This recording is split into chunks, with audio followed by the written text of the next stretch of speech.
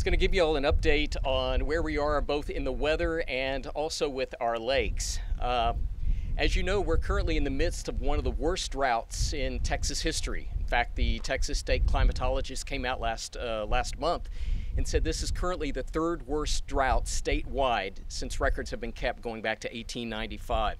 But it's really hard right now to compare this with previous droughts because this is still a fairly short-term drought. It started about October 1st, so we're about 8.5 to almost 9 months into this current drought. But it is, again, one of the worst as far as intensity goes that we have seen. If you look at the latest Texas Drought Monitor, 98% of the state is currently in some form of drought. And what is really amazing about this is that about 65% or nearly 2/3 of the state is currently in exceptional drought.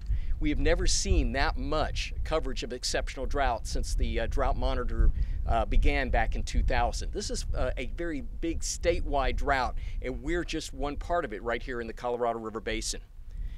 And the reason for it is the lack of rain. Again, this drought started right around the 1st of October. And here in the Austin area, since that time, we have we're about 17 inches below normal. Since the first of the year, we're running about 9 inches below normal. We missed out on most of the spring rains last year. We missed out on the fall rains last year. We missed out on most of the spring rains this year. And then along with that, beginning in May, it's become exceptionally hot, as you have seen. And this is just a byproduct of the drought. Already here in Austin, we've seen 15 100-degree days this year. That's more than what we typically see in an entire year. And it's not even the first of summer yet. Our average temperature so far this June is 87.7 degrees here in Austin. And right now, if that pace continues, this will by far be the hottest June on record. And get this, our average high temperature so far this June is 101.2 degrees. Since the lack of rain, the extreme heat, and the wind, all of these combined have made this drought to be very, very bad. Of course, you may have heard that last week the National Weather Service did say that La Nina ended. You know, this drought was caused by the development of La Nina last summer. La Nina, this was reached its peak back in January and became one of the strongest La Ninas on record. But the La Nina weakened this spring, and as of about a week ago, it has finally faded away. But unfortunately, just because the La Nina is gone doesn't mean our drought's going to go away. This La Nina helped kickstart this pattern, but this pattern's going to be very hard to break. And right now, our long-range outlooks indicate that we will likely see continued below normal rainfall for the rest of this month, for all of July, and even going through the rest of summer. And barring any kind of development in the Gulf of Mexico, whether it be a disorganized storm or even an organized tropical storm or hurricane, aside from that, it looks like our region is in for a very hot, very dry summer. So moving on from the weather update, I wanted to fill you in a little bit about what's going on with our lakes. As most of y'all know, not much water is flowing into the Highland Lakes. You may have seen the stories last week that the Llano River itself has just about dried up. The Pedernales River has already gone dry. Sandy Creek has gone dry.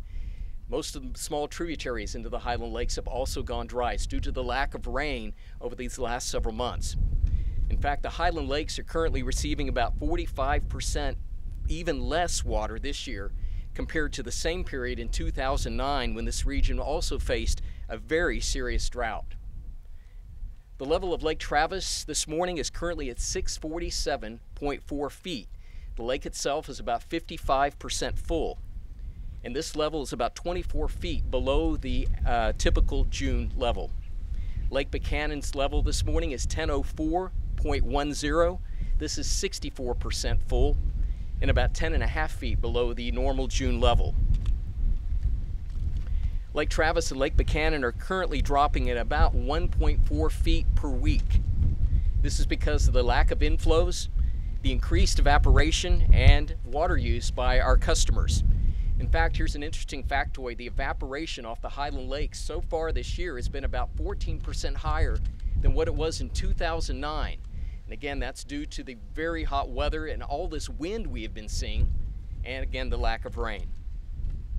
Without significant rain, the level of both lakes will continue to fall through the summer. And if these extremely dry conditions do continue throughout the summer, the LCRA is now projecting that the level of Lake Travis by September 1st will be somewhere in the range of 635 to 640. And the level of Lake Buchanan by September 1st will be somewhere between 990 and 995. So what does this mean for our water supply? Well, more than 1 million Central Texans depend on the lower Colorado River for their water supply. Everyone should conserve water. It's always the right thing to do, but especially right now when it has been so unusually hot for so long and it is so dry. I want to assure the public that we do have enough water to meet all of our customers' needs. If these extremely dry conditions do continue, we will ask for further actions to save water later this summer, and will cut back water for farmers next year. The LCRA is managing the water supply from the lower Colorado River through a state-approved water management plan.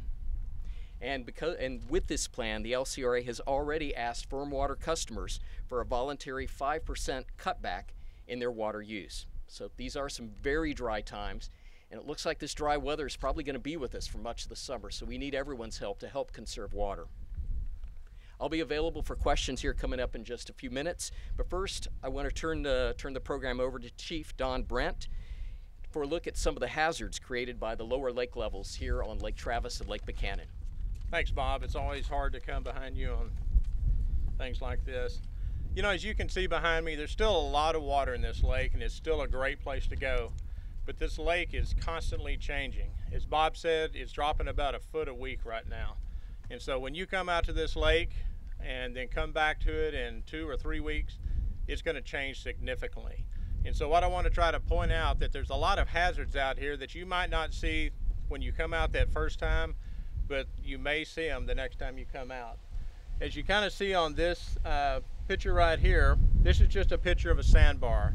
And that creates problems not only for boaters, but also for swimmers.